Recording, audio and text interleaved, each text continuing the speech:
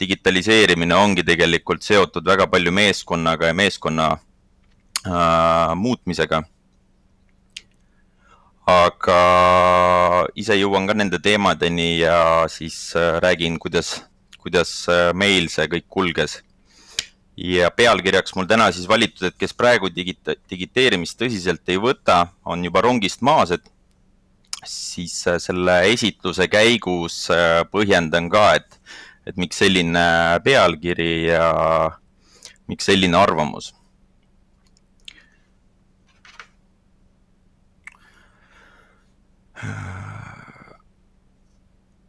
Enne natukene meie ettevõttest ka, et 22 aastat oleme tegutsenud. Tootmisettevõtte, toodame majoneesi, kastmeid, kondentspiima. Töötajaid on meil 40 ja selline igapäevane siis asi, mis meid üles ajab, on see, et hoolime maitsvast toidust. Ja käive on iga aasta kasvanud, selle aasta prognoositav käive on natukene üle 7 miljoni. Mõned tooted, mida me Eestis müüme, majoneesid Lemmik, siis kondentspiim Jaani ja ämbritooted ehk siis Horekas ja me olime Eestis esimesed, kes panid tooted sellesse pehmesse kilepakendisse korgiga, et selline innovatiivne lahendus oli siis 2010.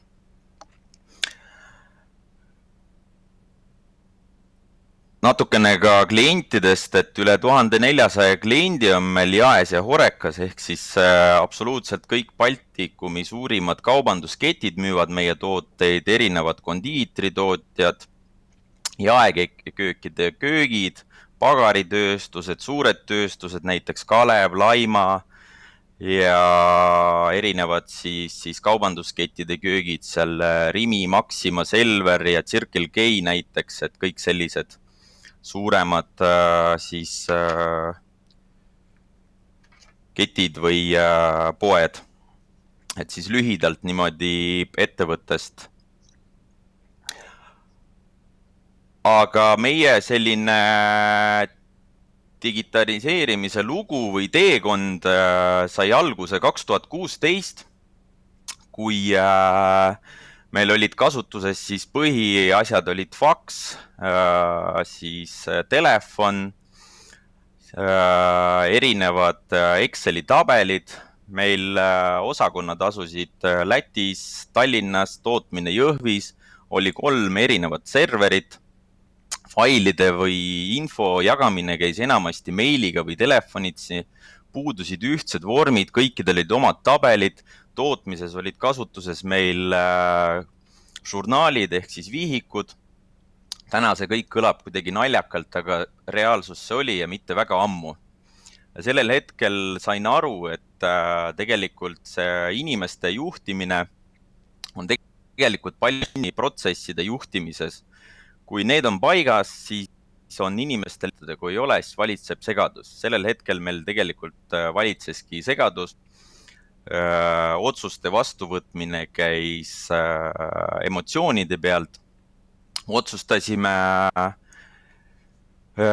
edasi liikuda ja seda olukorda paremaks teha või ära lahendada. Ja 2017 oli meil selline aasta, mida ma ise nimetan kaardistamiseks. Kuigi me ise arvasime, et me hakkame juba kohe uuendama. Et meie algne soov oli võtta kasutusele uus raamatupidamisprogramm, aga arutelude käigus selgus, et tegelikult vajasime me ühtset virtuaalset serverit, mis võimaldaks siduda programmid, kirjavahetused, Excel-tabelid, luua ühtset süsteemi, et inimene oleks selge, mis ettevõttes toimub. Ja siis saigi otsustatud, et võtame kasutusele virtuaalserveri Office 365, kus paikneks siis kogu kirjavahetus, siseveeb, dokumendid ja nii edasi. Samal aastal saime ka aru, et tegelikult tuleb seda digitaliseerimised võtta strateegilise küsimusena ja nii sündiski meil siis trigistrateegia, kus me panime paika järk-järgult strateegilised sammud, tegevused, tegime oma teekonna eesmärgid valmis, panime need paika ja hakkasime liikuma selles suunas, et ettevõttesse teha pilveserver, ettevõtte veebintranet, ühtsed aruanded, raamatupidamistarkvara, tootmistarkvara ja lõpuks siis seadmed ka ühendada programmidega kokku, et see oleks ühtne ettevõte. Siis 2018 oligi selline esimene samm, kus me ettevõttes sees iseseisvalt hakkasime juurutama Office 365, SharePointi ja elluviimine ja siis ka täideviimine. Ise tegime, arvasime, et saame ettevõtte sees ise sellega hakkama. Selle käigus saime aru, et see tegelikult ei ole meie põhitöö, võttis väga palju aega, ressurssi igapäevaküsimustelt, kuid saime lõpuks tehtud sellise virtuaalse serveri. Sellega seoses lõime ühtse ettevõtte, riikide, kontorite vahel kadusid ära piirid, tekkisid kataloogid, dokumendid, muutusid sõltumata asukohast kõigile reaalajal kättesaadavaks. Andmete vahetamine, liigutamine muutus täitsa nagu väga lihtsaks, mis oli meie jaoks väga tähtis. Kuid juurutuse käigus selgus siis, nagu ma enne mainisin, et tegemist on tegelikult suure tööga ja järgmist sammu tahtsime teha juba kellegi teisega, kes oleks abiline. Kaalumisel oli isegi oma IT-inimese võtmine. Kuid arutelu käigus leidsime endale hea koostööpartneri PCI ITERE, kellega siis järgmises etapis võtsime juba 2019 ette täis digiauditi, ehk siis me nimetasime ise seda totaalne digiaudit. Ja digiauditi käigus kaardistasime iga töökoha, meeskonnaliikmetega viidi läbi põhjalikud intervjuud teemadel, kuidas andmed tekivad, kuidas liiguvad, kuidas nad tööd teevad, mida nad ühest tabelist teise kannavad, kui palju selleks aega kulub. Ja selle tulemusel tekkis meil sihuke 100-leheküljeline dokument ja selle alusel siis me võtsime järgmise sammu ette, et aastal 2020 uus siis digiteerimise etapp ja sealt liikusime edasi selle raamatupidamisprogrammi juurde, mida me arvasime 2017, et sellest peaks nagu alustama, et see on see alguspunkt, aga tegelikult selle alguspunkti juurest jõudsime alles hiljem kohale. Ja see 2020 ja 2021 oli meil siis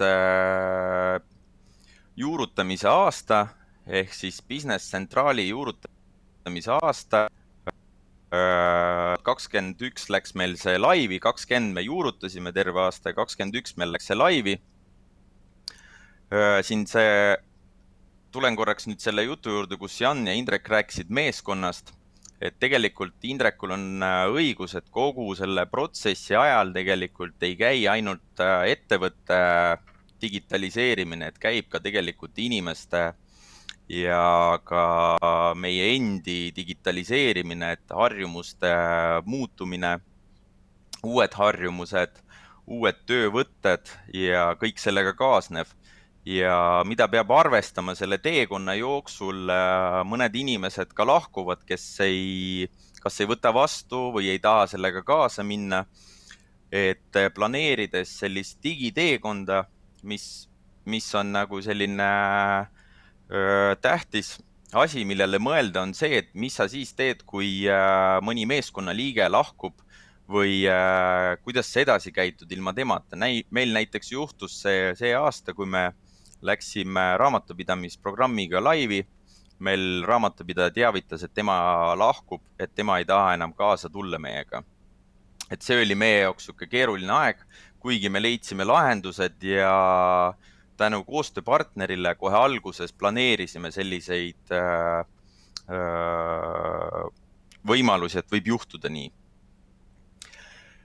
et siit ka see küsimus või või see pealkiri, selle esitluse pealkiri, et kes täna digitaliseerimist tõsiselt ei võta, on juba rongist maas. Nagu näha, see digitaliseerimine ei käi 1 kuuga, 2 kuuga, 1 aastaga, vaid see on pikaajaline protsess. Ja see rong liigub pidevalt ka praegu edasi, et meil endal ka ei jää see seisma, et meil järgmise etapina tahame digitaliseerida enda kõik seadmed, mis meil tooteid toodavad ja ka need arvutisüsteemidega ühendada. Ja kui sa täna selle peale ei mõtle, siis tegelikult sa oled juba sellest rongist tõesti maas. Ja siin visuaalselt näidates, et kuidas see välja näeb, et kus sa peaksid endale selle küsimuse esitama, et kus kohas sa täna oled, et kas sa oled selles ülemises reas või sa oled selles alumises reas ja millal on õige aeg alustada ja kas sa tahad selle rongi peale saada või ei taha.